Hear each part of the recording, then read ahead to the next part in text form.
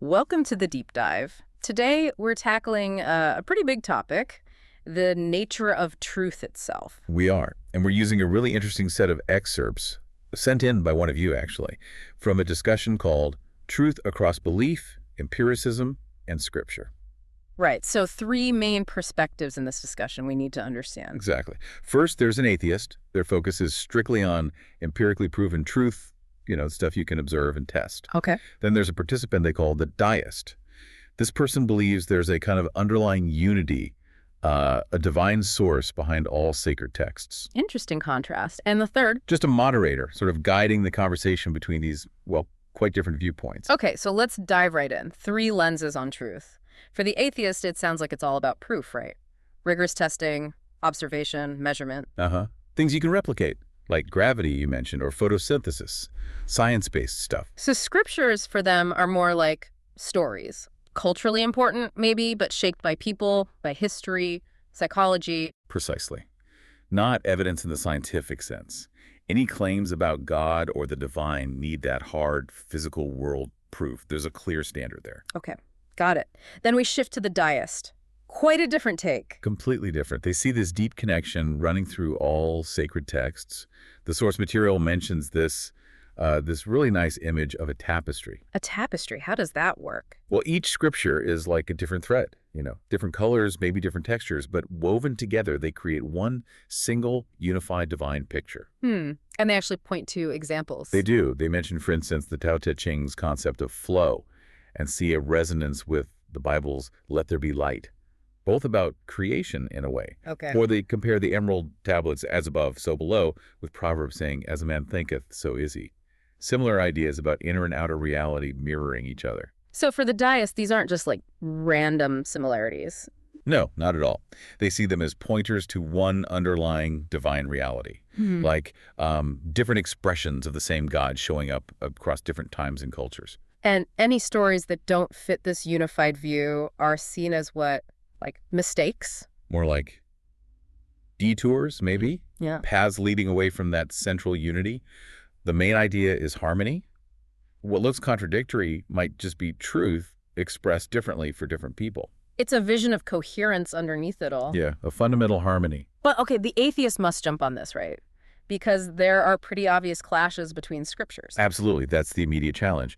The atheist points out, for example, how the Tao seems to reject rigid rules while parts of the Bible are full of them. Commandments, judgments. Right, and the Emerald Tablets focus on alchemy versus, say, the Genesis creation story. Those don't exactly line up easily. Not on the surface, no. So how does the deist handle these clashes? Yeah, what's the explanation? They use another analogy. God is a prism. A prism. Yeah. White light goes in, different colors come out. The idea is that the single divine truth passes through the prism of human culture and understanding, emerging as different scriptures, different wavelengths. So red light isn't wrong because it's not blue. They're just different parts of the whole spectrum. Exactly. So the Bible's rules might have suited, say, a specific desert tribe needing clear social guidelines. The Tao's flexibility might have suited Chinese philosophers. Different forms, but potentially the same goal underneath. What? Oh. Harmony, essentially. Living in accordance with the divine or natural order, just described in different terms. So the contradictions aren't God's fault, they're our fault. Or just reflections of human limitations in different contexts. That's the idea.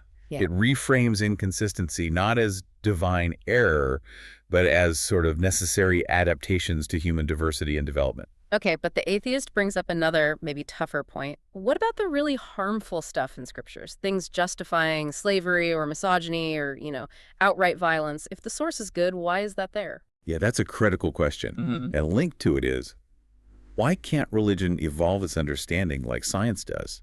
Science corrects itself based on new data. So what's the deist's response to that? Well, the deists suggest maybe humanity wasn't or isn't ready for the whole truth all at once. It's given in stages. Like meeting people where they are? Kind of. The example given is an eye for an eye. From this view, that wasn't the ideal, but maybe it was a step up from just like blood feuds and unchecked revenge, a move towards some kind of structured justice, even if imperfect. Ah, so it's seen as progress at the time. Right. They call it a spiral path upward. Later teachings, like Christ's focus on forgiveness, are seen as further steps on that spiral. It's presented as an unfolding And process. the comparison to science, like Newton to Einstein. Yeah, the idea is that just as scientific understanding gets refined, maybe spiritual understanding does too, albeit through revelation or interpretation rather than just experiments. Both involve revising earlier views. Hmm. But the atheist pushes back on this idea of infallibility, right? Science admits it's imperfect, it expects revision. Religions often claim absolute, unchanging truth. That's the critique. Religion claims perfection, but then seems to backtrack or reinterpret when things get awkward. And this idea of God encompassing all timelines, what did that mean? Mhm. And why allow harmful interpretations if God exists across all possibilities? Right. If the divine truth is consistent across all potential realities, why let paths emerge that lead to so much conflict and suffering based on misreading the message? What's the answer there? The deist brings in free will. God or the divine is the ultimate destination, maybe, but we humans choose the path. So the scriptures are like a map. Exactly. And wars or oppression happen because people misread the map or maybe even deliberately twist it. It's not a fault in the map itself or the territory it represents the divine. And there was a quote mentioned from the Emerald Tablet. Yeah, something like falsehood is the cloak of the unworthy. It puts the blame squarely on human misuse and misinterpretation for personal gain, not on the original source. Okay, so responsibility lies with human interpretation. That's the argument. Now, the moderator apparently asks about this final product of all timelines. This sounds pretty abstract. It does. And the deist uses another analogy, reality as a tree. Or tree. Okay, explain that one. Each branch is like a possible timeline, a possible future based on collective choices. Some branches thrive, maybe those based on unity, love, whatever. Others wither and die, perhaps timelines based on greed, division, hatred. And the scriptures fit in how? They're like the tree rings in the main trunk. They record the lessons learned, especially why certain branches, certain paths failed. So they're like warnings. Warnings, or maybe wisdom literature. The source mentions Job resisting nihilism, or the Tao warning against forcing things. These are seen as records saying essentially, look, this way leads to a dead end. Don't go there. Seek the root, the core truth. That makes the scriptures seem less like pronouncements and more like a logbook, a historical archive of spiritual trial and error across potential realities. That's a good way to put it. Mm. It gives them a kind of practical, historical weight lessons learned from countless possibilities, both good and bad.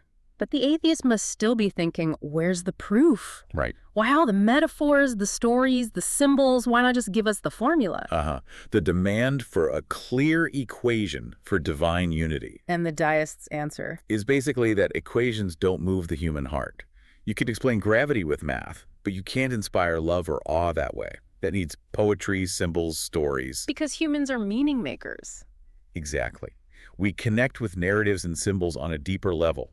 That's the language the deist believes the divine uses because it resonates with our nature. And they make the point that even science uses metaphors, don't they? They do. Things like string theory or waves of energy. These are ways of conceptualizing things we can't directly see or experience. Metaphors help us grasp the abstract, even in science. So maybe metaphor isn't a weakness of scripture, but a necessary tool for communicating profound, non-empirical truths. That's certainly the deist's perspective. It's about using language that connects with the whole person, not just the logical mind. Okay, so how did the discussion in the source material wrap up? What were the final takeaways? Well, the atheists maintained their stance, needing evidence, but expressed respect for the quest for meaning itself, which is quite gracious. Yeah. And the deist. The deist also showed respect for the atheist's rigor and used that final analogy. Evidence in scripture might be like different languages or different fingers pointing at the same moon, different paths potentially towards the same reality. And the moderator. Their takeaway was simply that truth-seeking is diverse. It takes many forms. Yeah. A very open conclusion. Right. So bringing our own deep dive to a close, we've really walked through these contrasting views. Empiricism versus this kind of unified faith perspective. Yeah, and the inherent tensions there. Literal versus symbolic readings, the problem of contradictions or harmful content, the nature of evidence versus belief. It really highlights how differently people approach these ultimate questions about reality and meaning. Definitely. And the core issues, proof versus faith, literal versus symbolic, how to deal with problematic history. These are ongoing debates, aren't they, within religions, between religion and science, and just within ourselves. Absolutely. Which leaves us and you with a final thought to chew on. Considering these different approaches, the atheists' demand for empirical proof, the deists' search for symbolic unity, could they be less like opponents and more like complementary views? Hmm, like maybe we need both. Could rigorous analysis and deeply held belief, even with all its metaphors and symbols, both play vital roles in the human search for understanding? Is it an either, or could it be a both and? Something to think about. What does truth mean to you, especially after hearing these different perspectives? Thanks for joining us on the deep dive.